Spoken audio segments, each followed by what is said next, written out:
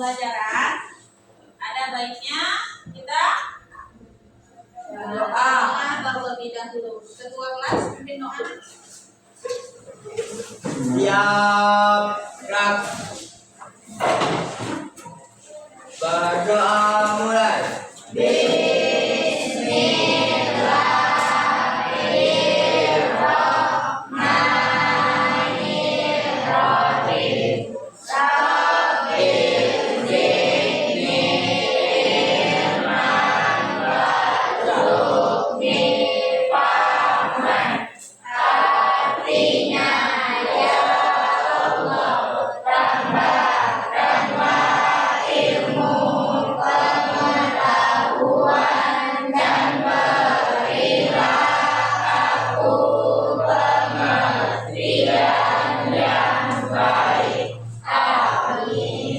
Berdoa selesai.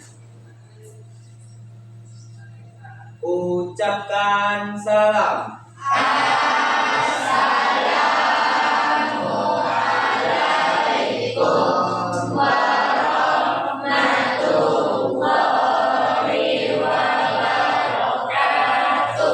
Waalaikumsalam warahmatullahi wabarakatuh. Oke, sebelum kita mulai, Ibu absen terlebih dahulu ya. Go. Alamsyah, Rejli, Ibu. Andika, Aulia Sabil, Aulia Amanda, hadir Bu. Auri Bunga, hadir Bu. Desmi Hermitasya, Dian Martin, Felixiano, Gaby, Grace, Kak Fikri. Oke, sebelum kita memulai pembelajaran, Ibu minta dulu anak yang laki-laki berdiri nak.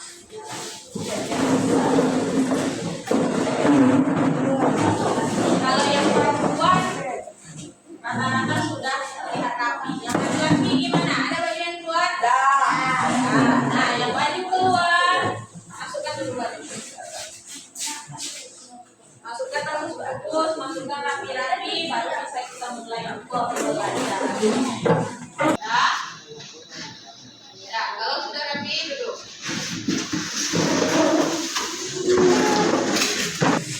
Coba lihat sekeliling bangkunya, mejanya, ada sampah? Ya. Ada yang bersih ya? Berarti piket jalan.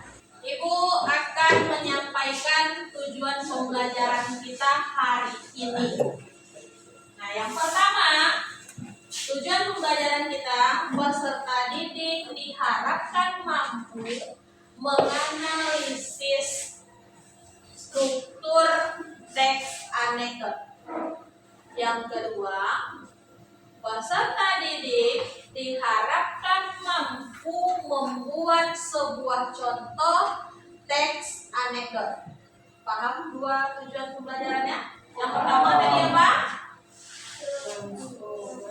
Menganalisis struktur teks anekdot. Artinya di sini Ananda harus bisa menganalisis struktur-struktur yang ada di anekdot nanti. Yang kedua, membuat contoh teks anekdot. mampu membuat sebuah contoh teks anekdot. Oke. Sebelum kita memulai pembelajaran, Ibu ingin minta SDG-nya. Kelas 10-2 apa kabar? Baik. Kelas 10-2 apa kabar? Baik. Siapkah untuk belajar? Siapkah untuk belajar? Siap. Kami kelas 10-2 siap belajar. Siap. Kami kelas 10-2 siap belajar. Siap. Ya, tepuk tangan.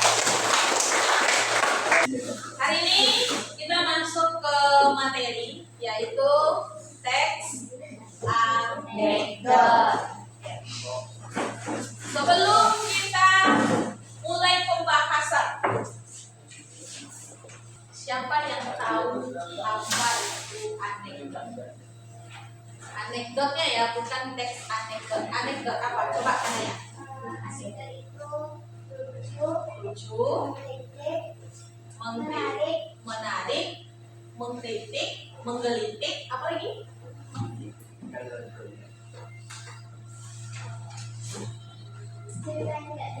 Cerita yang tidak Biasa.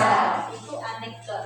Anekdot itu lucu, anekdot itu menarik, anekdot itu menggelitik, anekdot itu tidak biasa.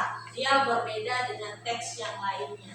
Oke, sekarang Ibu akan kirim sebuah link yang di dalam link itu berisi sebuah video teks anekdot yang bisa Ananda amati. Oke, boleh lihat grupnya? Masuk? Oke. Coba amati video teks anekdot yang Ibu kirim itu yang berdurasi lebih kurang 2 menit. Coba amati dulu. Yang Ibu kirim ke grup.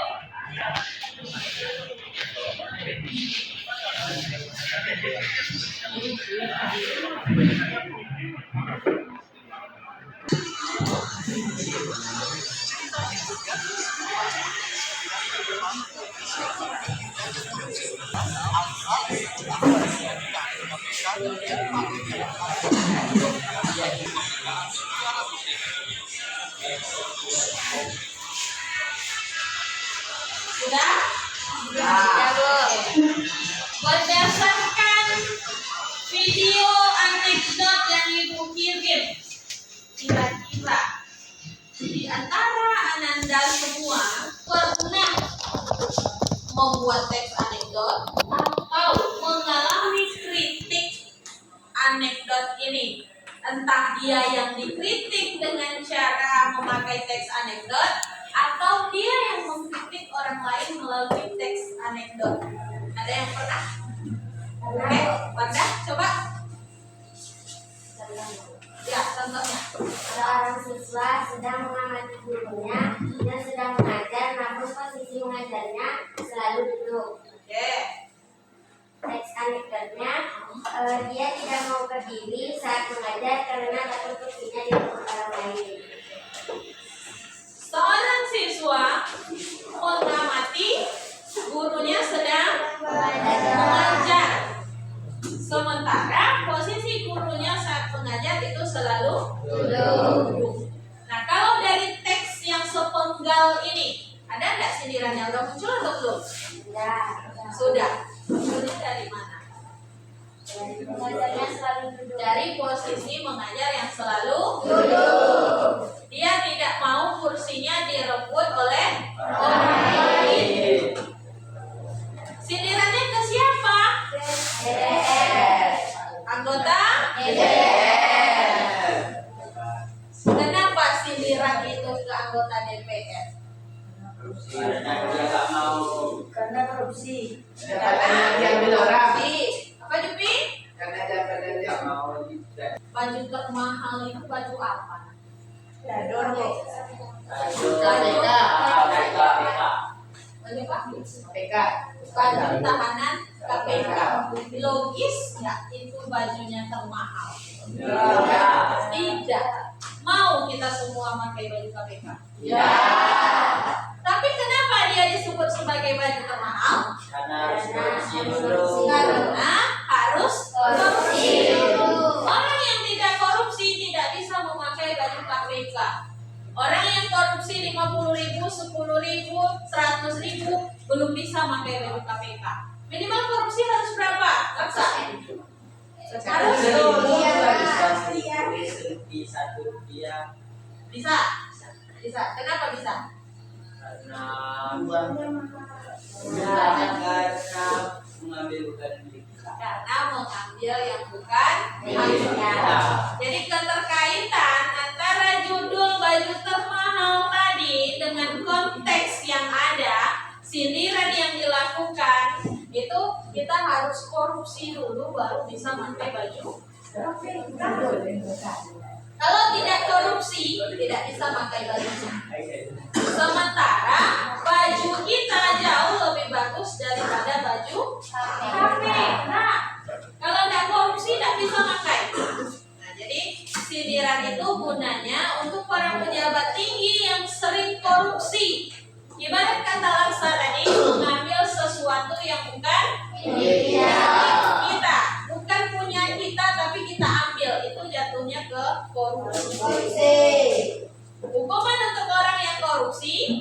ditahan oleh negara. Polisi. Ditahan oleh KPK.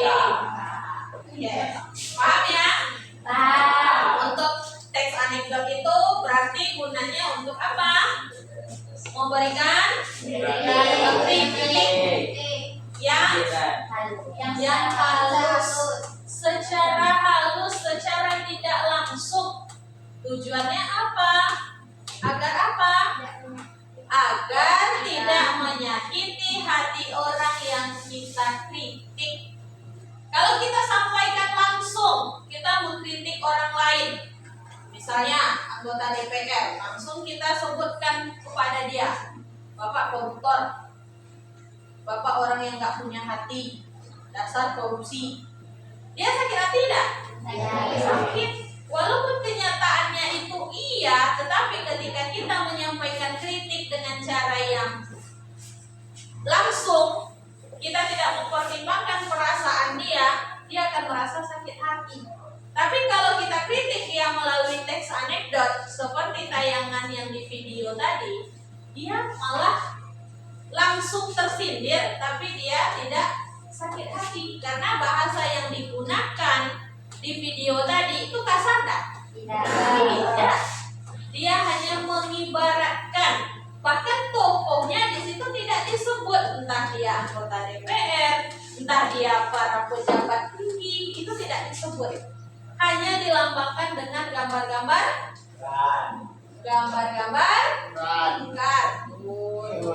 kartun. Oke ya? Oke. Nah sekarang coba Ananda amati satu contoh teks anekdot di buku. Coba Ananda amati di halaman 35. Apa? Oke. Paragraf pertamanya, besarkan suara. Pejabat tinggi itu seperti biasa mengebut di jalan raya dengan mobil plat merah mewahnya karena merasa sudah membayar pajak yang besar kepada negara. Namun, hari itu sang pejabat tidak sengaja menabrak seekor burung merpati yang terbang melintas terlalu rendah di jalan raya. Oke. Lanjut. Laksa. Sang pejabat itu berhenti dan mendapati merpati itu pelipis kiri kepalanya terluka mengeluarkan darah. Burung merpati itu dalam kondisi pingsan. Pejabat itu merasa jatuh iba dan merasa bersalah. Beliau memutuskan untuk pulang kembali ke rumahnya sambil membawa burung yang pingsan itu. Oke, lanjut. Setelah sampai di rumah yang jauh dari sederhana miliknya, ditaruhlah merpati dalam sangkar besi dan dipercikinya air di muka burung tersebut. Tetapi merpati itu belum sadar juga. Selanjutnya ditaruhlah air dan makanan di dalam sangkar tersebut. Dia berpikir pasti nanti setelah sadar merpati itu akan merasa lapar dan haus. Pejabat pemerintah itu pun berangkat kerja. Oke, lanjut. Pati lagi. Tak berapa lama, merpati yang tertabrak mobil pejabat itu pun sadar. Sang merpati membuka mata dan melihat sekitarnya. Dilihatnya makanan dan air minum. Burung itu mencermati dengan seksama sekelilingnya.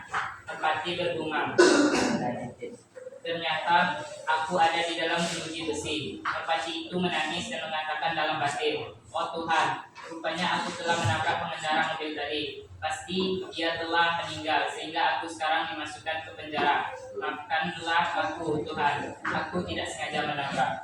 Oke. Nampak semua teksnya? Dengar? Anekdotnya di mana?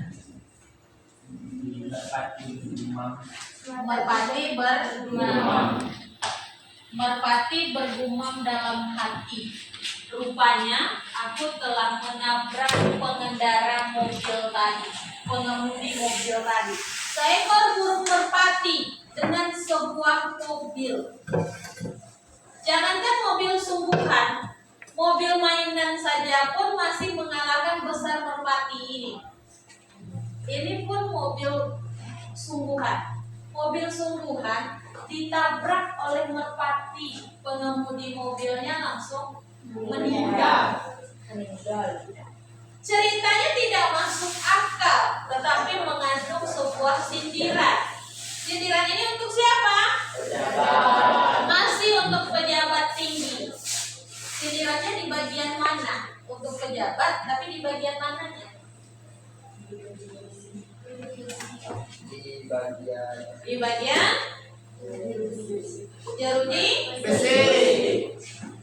Pejabat itu bisa memasukkan seekor burung merpati ke dalam jeruji besi. Kalau kita logikakan, burung merpati ketika dia terbang pun dia bisa lolos dari jeruji besi itu karena badannya kecil, mungil, tidak kategori burung yang terlalu besar, bahkan bisa lolos kalau di dalam jeruji besi. Cuman sindiran yang lebih sindiran yang lebih tepatnya ini untuk para pejabat yang sering menggunakan kendaraan mewah di jalan raya tanpa memperhatikan orang sekitar. Walaupun dia sudah membayar pajak, kan di paragraf pertama dikatakan dia sudah membayar pajak, dia melaju kencang dengan mobil plat merahnya. Kalau mobil plat merah berarti mobil apa? Mobil baru, ya. Mobil yang masih baru, mobil yang baru saja dibeli. Tapi karena dia sudah merasa dia membayar pajak, berarti jalan ini punya dia. Ya udah terserah lah, mau ngebut, mau ngerem, mau makin ngebut, itu bebas. Karena saya sudah bayar pajak. Dia merasa sudah bayar pajak. Karena sudah membayar pajak, dia bisa bebas. Sampai akhirnya menabrak burung merpati. Tapi merpatinya yang sadar, pengemudinya yang meninggal. Itu letak lucu anekdot. Kenapa dia disebut lucu? Karena teks anekdot itu memang teks yang tidak masuk akal, ya. Tetapi ketika masuk akalannya itu bisa menjadi lelucon. Lelucon yang apa? Lelucon yang memberikan sindiran halus kepada pejabat atau kepada seseorang. Nah, dari teks yang Ananda baca tadi, yang Ananda perhatikan, yang Ananda lihat tadi, paham nggak kira-kira teks anekdot itu seperti apa? Paham? Paham. Paham? Paham. Kalau ibu suruh Ananda berdiskusi melanjutkan topik kita yang kemarin. Yang kemarin kan kita sudah buat sebuah vocabulary tentang materi teks anekdotnya. Tapi kan contohnya belum tersaji. Nah, jadi sekarang ibu akan berikan masing-masing kelompok sebuah LKPD. Ya, yang mana LKPD ini nanti akan Ananda isi dengan contoh teks anekdot. Kelompok 3 boleh maju ke depan. Bawa LKPD-nya, bawa pop-up-nya. Masing-masing kelompok coba perhatikan hasil diskusi dari kelompok 1. Assalamualaikum warahmatullahi wabarakatuh. Waalaikumsalam warahmatullahi wabarakatuh. Perkenalkan, saya Pati dari kelompok 3 ingin menyampaikan contoh teks anekdot hasil diskusi kami. Contoh teks anekdot. Pak, jalan di kampung kami sudah bertahun-tahun rusak parah. Kapan diperbaiki? Tenang saja, nanti saat musim kampanye jalan itu akan segera mulus. Berarti kalau mau jalan bagus kita harus sering-sering pemilu ya. Di bagian pertama itu dijelaskan jalanan rusak parah di sebuah kampung. Ketika diadukan saat orang hendak melakukan pemilu, jawabannya apa nak? Nanti saat musim kampanye jalan itu akan segera mulus. Nanti saat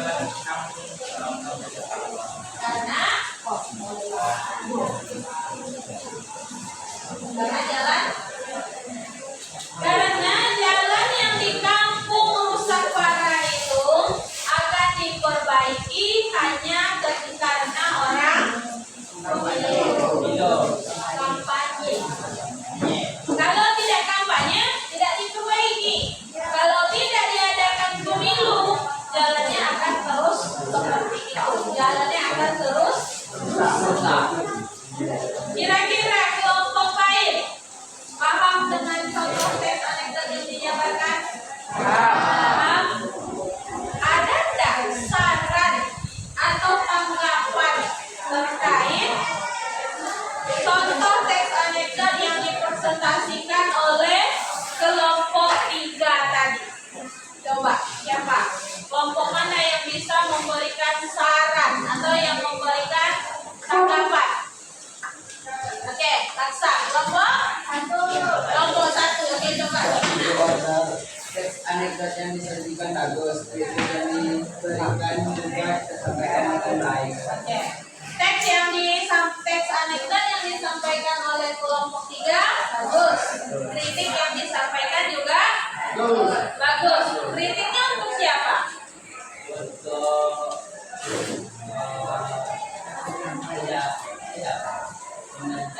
Iya, untuk pemerintah. Boleh pemerintah desa, boleh wali kota, boleh bupati, boleh gubernur dan yang lainnya. Ada lagi? Bu. Oke, Sheryl? Teks anekdotnya lucu, namun angka baiknya disajikan agak panjang agar jalan ceritanya terlihat. Oke. Teks anekdotnya lucu, berarti sudah memenuhi kriteria teks anekdot. Namun, alangkah baiknya jika disajikan lebih panjang agar jalan ceritanya terlihat.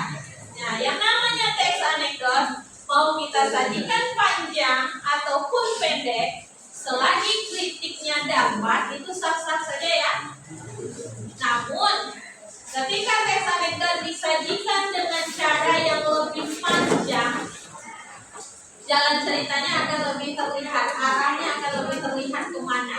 Sementara yang disajikan oleh kelompok 3 tadi ringkas, rinci, namun arahnya langsung terlihat, arahnya kepada para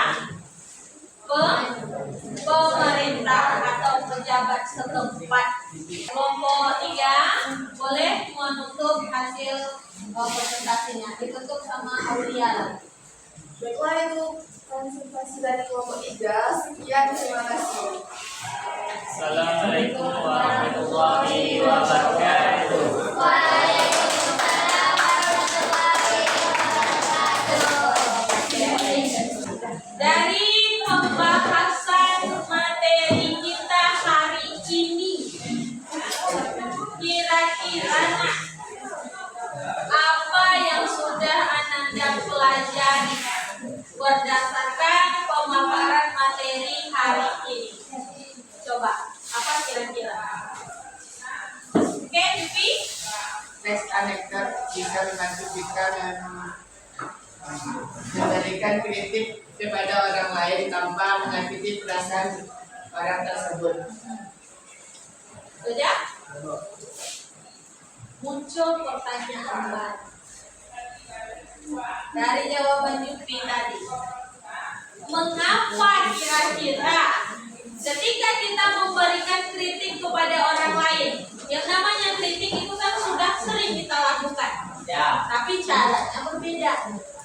Namun di sini, karena dia melalui anekdot, berarti kita menyampaikan kritik secara sopan santun. Ada santun kita menyampaikan kritiknya. Kenapa atau mengapa ketika kita menyampaikan kritik, kita harus menyampaikan kritik dengan bahasa yang santun? Kenapa? Oke, Yupi? Agar kritik kita tidak menyakiti hati orang lain. Yang kita kritik, dia bisa lebih semangat tanpa merasa down sama sekali. Agar orang yang kita kritik atau agar kritik yang kita berikan itu tidak menyakiti hati orang. Kita kritik orang tersebut. Jadi mulai dari hari ini ketika Ananda ingin mengkritik atau ketika Ananda dikritik, biasakanlah memberi kritik yang membangun. Oke, sampai di sini paham nak? Paham? Kira-kira apa kesimpulan yang bisa kita tarik? Apa benang merah yang bisa kita tarik untuk pembelajaran kita hari ini? Coba, siapa bisa? Karena ya, bisa? Oke, coba. Apa nak? Dari pembelajaran kita hari ini, saya bisa mengambil pelajaran bahwa teks anekdot itu adalah teks yang tidak biasa. Kemudian teks anekdot itu berisi kritik sosial yang disampaikan oleh seseorang. Tapi kritik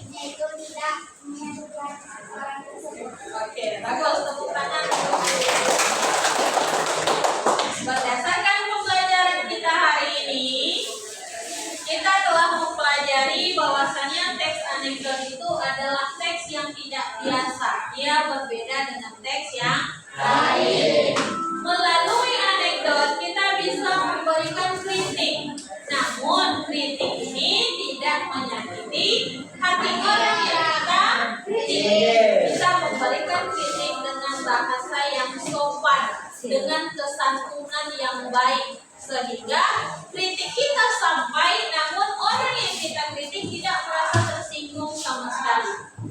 Paham nak sampai di sini? Paham, Bu. Oke, untuk tugas di rumah, mohon Ananda cari satu contoh teks anekdot, boleh tentang apa saja. Buatnya boleh di Canva, boleh dia dalam bentuk animasi, boleh hanya dalam bentuk tulisan saja. Yang penting maknanya sampai, kritiknya juga sampai. Untuk pertemuan berikutnya, kita kumpulkan tugas. Setelah itu kita masuk pada bab baru, yaitu tentang teks eksposisi. Oke? Pembelajaran hari ini kita cukupkan sampai di sini. Ketua kelas pimpin doa.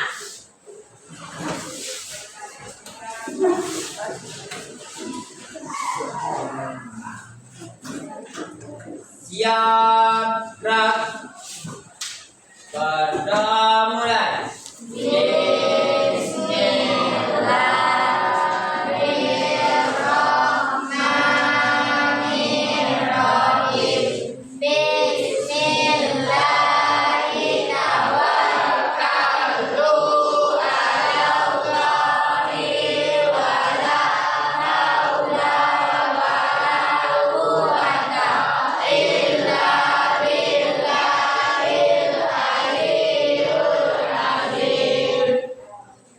Berdoa selesai. Ucapkan salam.